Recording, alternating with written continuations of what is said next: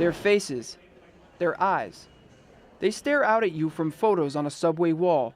I decided that I would photograph homeless, but instead of in a studio, to make the streets my studio. Artist Andres Serrano captures a lifetime of struggle and hope on the faces of the city's forgotten. His installation, Residents of New York, is sponsored by the group More Art. I wanted to put these portraits of the homeless up there, and to my great satisfaction, it got noticed. I mean, many people went by about their business and they ignored the ads like they ignored the homeless. But a great number of people would look. The photographs make some people stop and take a real look. They stare at people who often seem like wallpaper to us. I see things, that people that represent something else.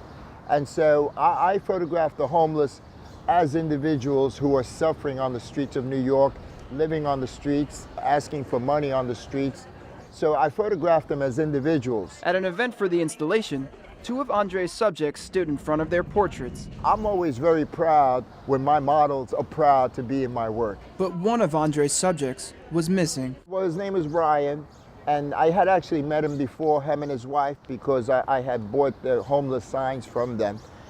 And he died 2 weeks after I took his picture. The picture tells a story about this man's life without using words.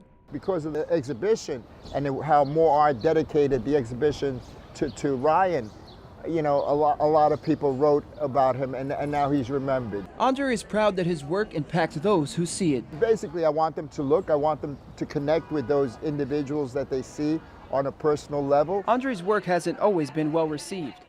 In 1989, his work Piss Christ, which features a crucifix submerged in a glass of urine, made him a target for criticism. I was, you know, criticized and, you know, heavily criticized by senators and politicians, and I felt I was being used as a political football.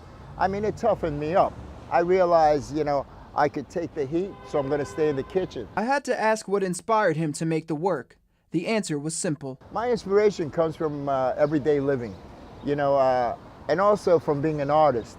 And for me, the definition of an artist is a person who always has ideas. Andre's installation was a success, and he looks forward to what comes next. I hope I get invited to do another public installation, because I got more ideas.